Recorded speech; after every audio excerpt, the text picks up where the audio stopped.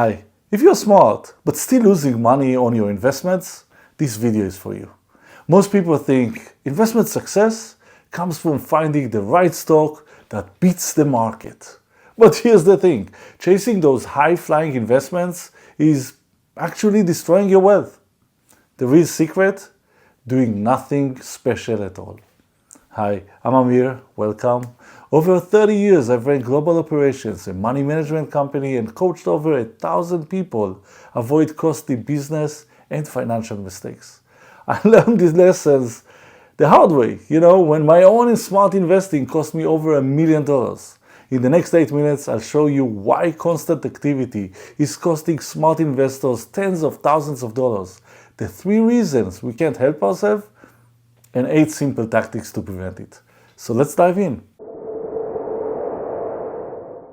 One of the most popular investments in America is the S&P 500 index. It basically tracks the 500 biggest companies in the US.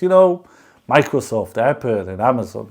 Most of us invest in it through our 401k, IRA, or directly. But here's the fascinating part. Study shows that the S&P 500 returns 8 to 9% annually over 20 years. But the average investors only made 2 or 3%. And a JP Morgan study found that $10,000 investment would have grown to around $60,000. But the typical investor end up with just $15,000 or $28,000. That's $30,000 difference. Early in my investment career, I thought I could time the market. Buy low, sell high. Well, it didn't go well. Here's what actually happens when we try to outsmart the market.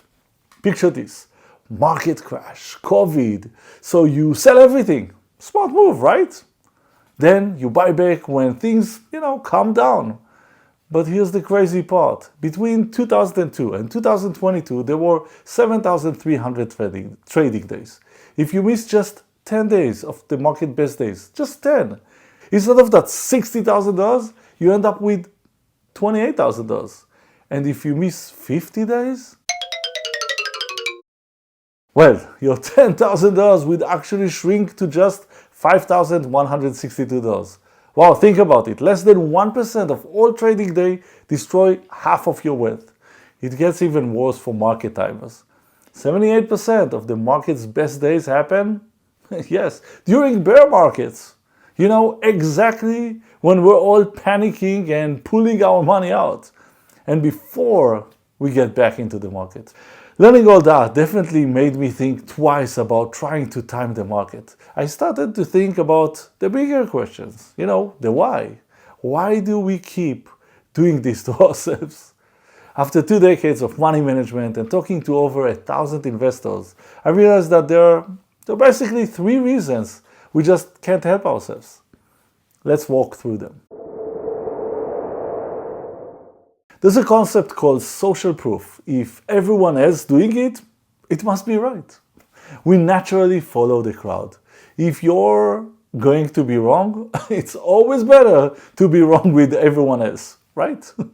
Many of us just don't want to look foolish. But when it comes to investing, studies shows we're overly influenced by what others are doing, especially when emotions are running high and we're trying to figure out what to do. Our go-to move is to see what everyone else is doing and just follow along. So when the market crashes and we start hearing stories about investors running away, what do? Yes, we run away too. But we don't just leave. We stay out. We stay on the sidelines until we hear a story about other investors getting back in. But you see, by then, we already missed the recovery. But there's another reason why we sell when times are, challenging. Let's play a game. Imagine you're called up on a game show and the host gives you 2 choices. Option A guaranteed $20,000. Option B, a 25% chance of winning $100,000 and 75% chance of winning nothing. Mathematically, you should choose option B. It has an expected value of $25,000. But which one did you choose? And now for the interesting part. The host calls you back and gives you 2 new choices. Option A guaranteed loss of $20,000. Option B, a 25% chance of losing $100,000 and 75% chance of losing nothing. Mathematically, you should choose option A, the sure loss of $20,000. What? But if you're like me and many of us, you'd gamble and choose option B. You see, study shows that people feel the pain of loss at least twice as much as they derive pleasure from an equal gain. In psychology, it's called loss aversion. So when the market crashes and we're looking at our account balance online, watching it drop day after day after day, what do? Yep, we run away. We sell everything to stop the pain, even though we know we should probably hold on. Before I jump to the third reason, let me quickly mention something. One of our biggest financial decisions is whether to buy or rent our next home. It's difficult and sometimes, painful decision. So I created this free calculator that can help you with the decision to buy or rent. So check it out in the link below. There's one more reason we can't help ourselves, and this one is different from looking foolish or running from pain. Let me start with some fun facts. 81% of new business owners think that their own business has at least 70% chance of success. But only 39% think that any other business like theirs would be success. And in the investing world, 300 professional fund managers were asked if they believe themselves to be above average at their job. Yep, 74% said yes, which is statistically impossible. You see, confidence is crucial for making any decision, and even more so for investment decision. Lack of confidence can prevent us from making even simple decision or overanalyze everything to no end. But overconfidence, especially without real facts, can be fatal to our investment results. So in times of stress, we look to others to decide what to do. We desperately try to avoid the pain of losing, and many of us are overconfident in our abilities. All this leads us to trade more often. What do you think is the result? Yep, much more productivity, more fees paid, and worse outcome. Shoot, that sounds depressing. We are our worst enemy. But not all is lost. Let's see what we can do about it. To combat our tendency to follow the crowd, I do these two things. First, I set up monthly automatic investment. So when the market goes down, my investment really buys me more shares. Having it on autopilot is really the key. And second, when times are stressful, I tend to review what happened in prior market downturns.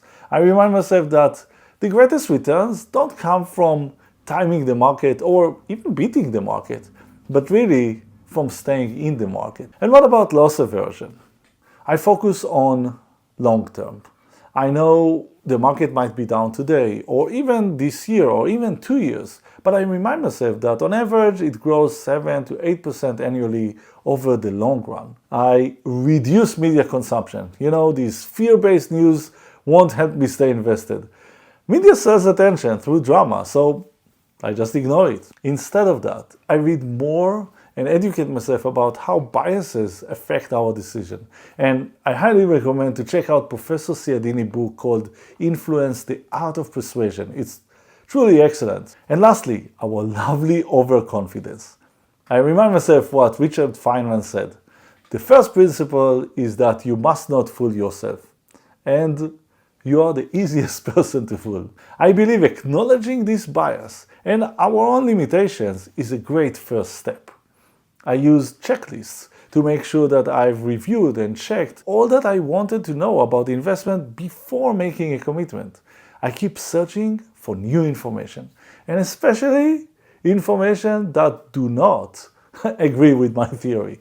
I try to admit my mistakes and write down what caused me to make these mistakes and what can I do to avoid them in the future. All this together with understanding that doing nothing, yes, it's also a decision, and often the smarter one, has helped me tremendously, and I truly believe it will help you as well.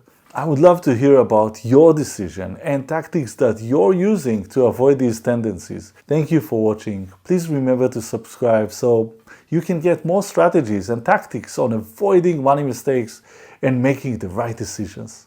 And until our next time together, may you live a remarkable life.